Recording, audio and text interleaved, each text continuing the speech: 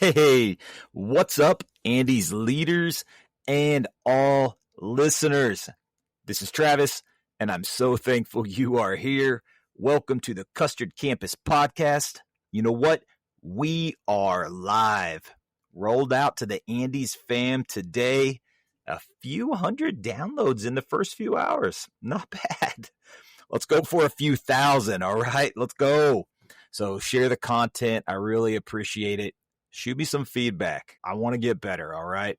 Thanks for listening. All right, great weekend in DFW.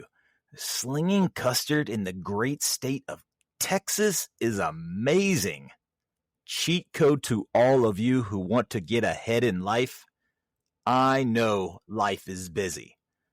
But when you have an opportunity to gain influence and get in front of the people who could decide where your future goes, you better take it. I was super surprised about how many leaders came in on their days off to be at the store, to say hi, walk the store with me. Hey, I'm not even that important, but it didn't even matter.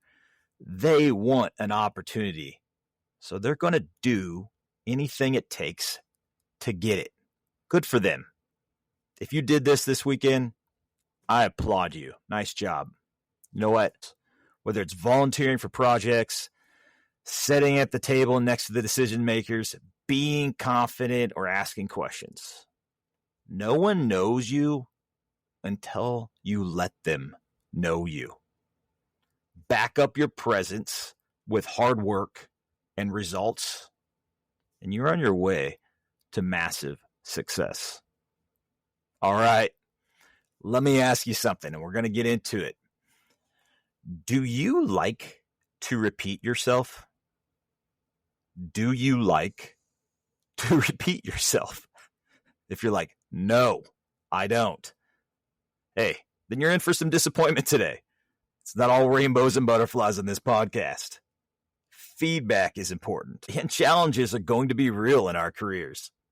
That means you're going to have to repeat yourself a lot. I'm just preparing you. You're going to have to do it. Quick story. You know, my youngest son is a night owl. He's just like me.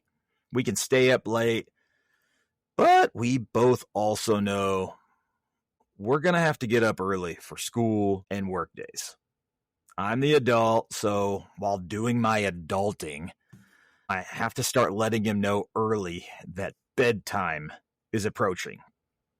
But no matter how many times I tell him, or that I do it almost every day, it's not going to happen just with one reminder. Now, I know what you're thinking. Parenting style, Travis. I get it. It's my choice. And I was brought up even differently. But it is my choice that I provide multiple reminders, sometimes resulting, though, in a conversation. I do this because I'm growing men in my boys who can think for themselves and will one day not need to be told what to do. So let's bring this in, right? Let's bring it into the store. Think about it at our stores. Do you want your team to rely on you all the time for every decision? Or do you want them to be able to think on their own? You know what? It is going to come down to how many times you are willing to have a conversation. The best trainers in the world have patience and are willing to take the material and present it in multiple ways. So no, I'm not asking you to repeat yourself over and over again the same way. I'm asking you to think about how you're having conversations with people so that they might hear it the way they hear it. All right? Not the way we think they should hear it. We have to present the material in different ways. Let's really focus this in. Think about syrups. Yeah, I'm talking about syrups on the line. How many pumps go in a strawberry old-fashioned soda? Think about our training. How many times do you go through that in training? Well, if you get out the training guide, it tells you to go through it once. How many different ways do you present that information?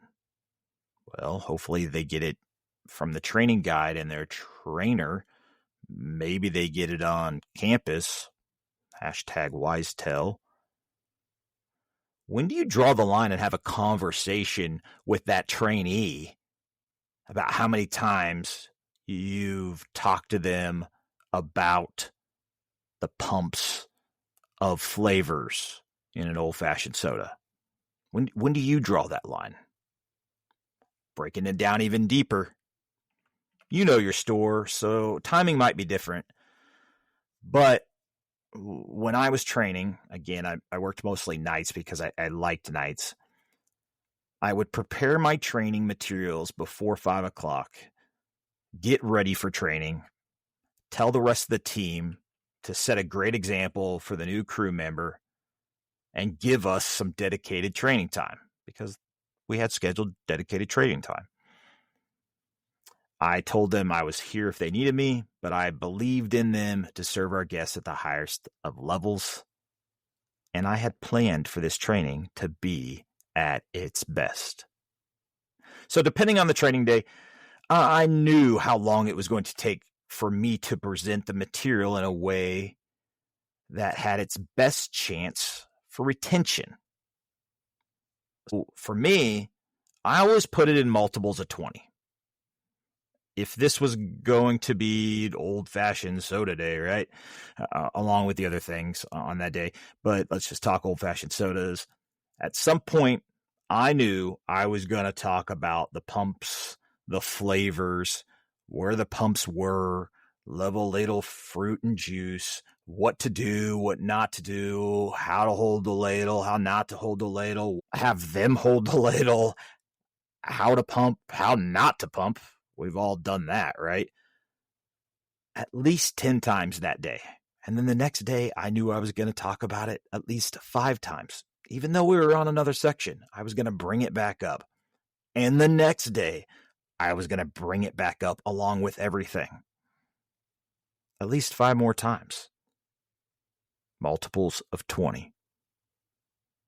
This would go on for all the material. And you're probably thinking like, dang, Travis, that takes forever. No. You would be surprised at how many times in different ways you can bring all that material up and have fun doing it. Seriously. I got it done just doing normal training, still getting productive in the shift, having a great time. If after 20 times, though, I either didn't hit a certain learning style, the kinesthetic, visual, auditory styles that I needed to hit, I would look at what I did first, or we had to have that conversation, right? And we would do that. How did we keep track of all this while under the pressure to run our stores and train at the same time? First, again, I hope you were providing the dedicated time to training it deserves. And we'll talk more about dedicated training time in another episode.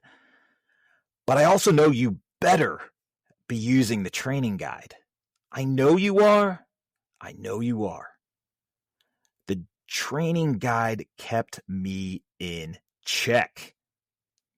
It was also the place I would keep a tally mark and suggestions on how to bring up certain areas of training multiple times, like flavor pumps. I didn't do that for everything, but anything that we know we struggle with, I would take that route and I would keep track of that.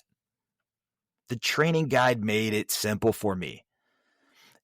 I don't know if you know that, but it has been developed. There's been multiple different versions over the years, but with years of continued feedback, honing, and use. Did I deviate from it? No. I mean, many great people developed it. Why would I deviate from it? Did I read it word for word? Absolutely not.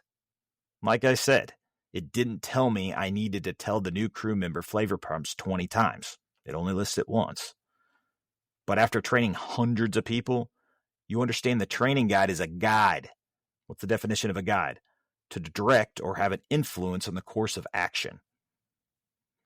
Everything needs to be gone through in the guide in order for it to take us to the destination we need for success. But again, it's just like any guide. It doesn't dictate how we journey. It gives us guidelines. Every trainee is going to learn differently and at different speeds. The training guide is our key to provide our high performers that we just spent so much time hiring the keys to be successful. They want to know what to do it right, and to feel important because they got the job well done. And I know you want to provide that feeling to them. So use your tools. Even after hundreds of times, I still use the tools available to me. It makes the work simpler, sets a great example, and provides a way to success. Training guides should be in every store. If you don't know what I'm talking about, well, talk to your GM, DM, give me a call. No judgment from me, no nothing. I'll give you appreciation for just taking courage to talk shop and make your life and your team's life better. Let's use the tools and have fun doing it. All right. My goal is that you learn something today, that you can use this to get closer to making your dreams come true. I'm here to serve you, not to change anything, just support great leadership and decision making. So keep engaging, share the content. That's it for today. If you need anything, email me at travis@eandys.com. Here we go. Leadership is portion control for chaos, the right amount, at the right time, every time. Go win the day.